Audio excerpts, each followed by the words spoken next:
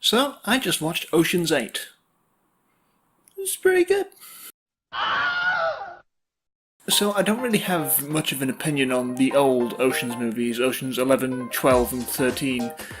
I think I saw the first one once, but I was much too young to really get it, and I haven't watched any of them since, and I didn't watch any of them in the build-up to this one because I didn't really feel like I needed to, and I was right. You don't need to. I get the basics, it's a heist movie, the main character is Danny Ocean. And this movie is kind of like a clean slate, you don't need to have seen any of the others to go in and appreciate this movie. Which I did. I had a really good time with this movie. Sandra Bullock plays Debbie Ocean, Danny Ocean's younger sister. Danny Ocean is missing, presumed dead. He has like a tombstone and everything, but they have a couple of lines where they say, maybe he just faked his own death, we don't actually know. Which I think is a pretty good way to handle him not being there. You know, you can just kind of have your cake and eat it too that way if they want to do another sequel with him. And she has a whole plan to steal these Cartier diamonds that have been kept in a vault for the past 100 years or so, or something crazy like that, from the Met Gala.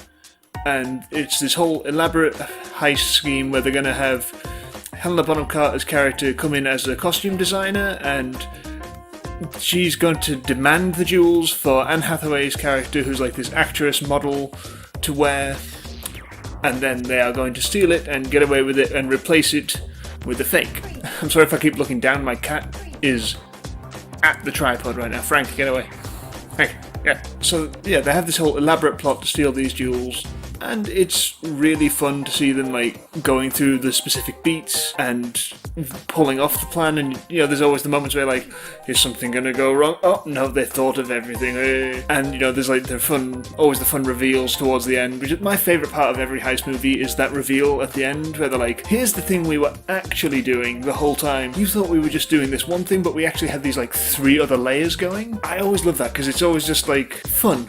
So this movie's got a really solid cast. Obviously you've got Sandra Bullock as the lead, as Debbie Ocean. She is really good. She's clearly enjoying herself in this movie. She's got this kind of drive to her character, but she also, she enjoys herself. She has a few good gags in there. There is Cate Blanchett as her partner Lou. She is gonna turn a few lesbian heads. Let me tell you, she is.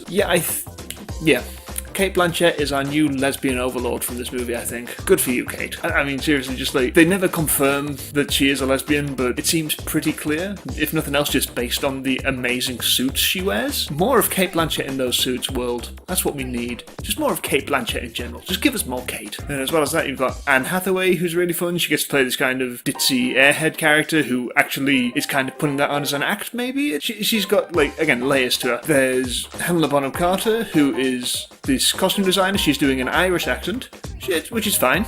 She's okay at it. She is not playing the typical completely insane Bellatrix Lestrange kind of Helena Bonham Carter. She's much more reserved, even though she is an over-the-top character. She is, for Helena Bonham Carter, it's about a 3. And again, she's really fun. You really do feel some things to that character when she's in these stressful situations which she doesn't know how to handle. There's Mindy Kaling, who I think was actually a big one who pushed to get the female Oceans movie made. So really cool that they got her in the movie as well. And she's the one who is a jewelry expert, and she has to take the diamonds and cut them up into different bits of jewelry for them and stuff. Rihanna plays their hacker Nineball, who is she's a pothead and wears all Rasta clothes and has dreadlocks and everything. She is so good in this movie. And Rihanna can really act, and I did not see that coming. She was in Valerian last year, and she was sort of fine in that, but she was a really small, limited part in that, where she was mostly a CGI character. In this, it's her. She has got some chops, man. She is holding her own with Sandra Bullock, Cate Blanchett, Anne Hathaway. These people who've been doing it for years and years. She holds her own with them. She is really good. There's another one. She's called Awkwafina, or Awkwafina, is how it's spelled. A-W-K Wafina. I'll write it above. She is a little odd, but I did find her I'd found her character fun. I like her. She's been in a couple of other things I've seen. She was in Bad Neighbours 2, which is what the English title of it is, so that you don't get confused with the popular long-running soap Neighbours. And she was in Storks. She's probably like out of the whole cast, probably the one I found the weakest, but there's not a weak link in this chain. Even like the weakest performance in this movie is still pretty strong. And there is Sarah Paulson, she's like a mother who is kind of overrun by her kids, but is also a fence. You know, she's got like her garage is just full of like all these stolen goods, and Debbie Ocean's just going to like, but how do you explain these to your husband? eBay. And again, they all play their different parts within the heist, and it all works off, again, as you would expect from an Ocean's movie. I don't know why I have to tell you that an Ocean's movie does the heist stuff really well. There's a couple of good like supporting characters for the men as well. Richard Armitage is in it as a small part, and like, don't really want to give away what his part is because it's some level of spoilers within that.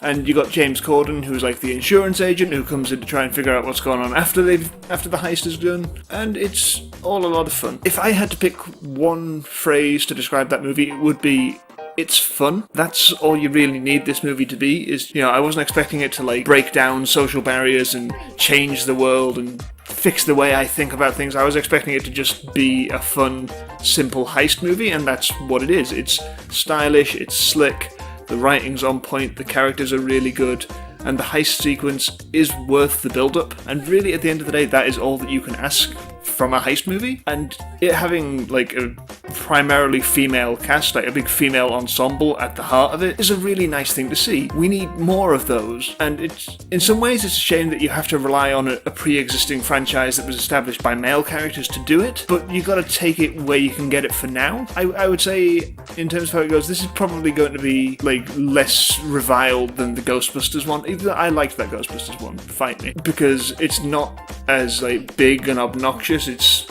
It's a simple, quiet thing, and I haven't really seen that many people online getting upset about the fact that it's all women. I guess people just don't really feel that strongly about the Ocean's movies.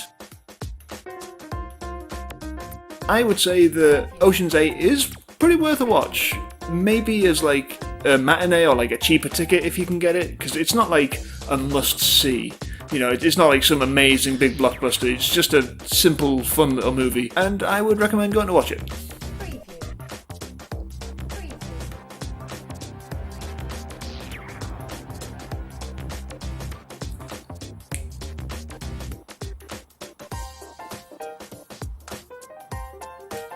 Hopefully I pointed to the right places.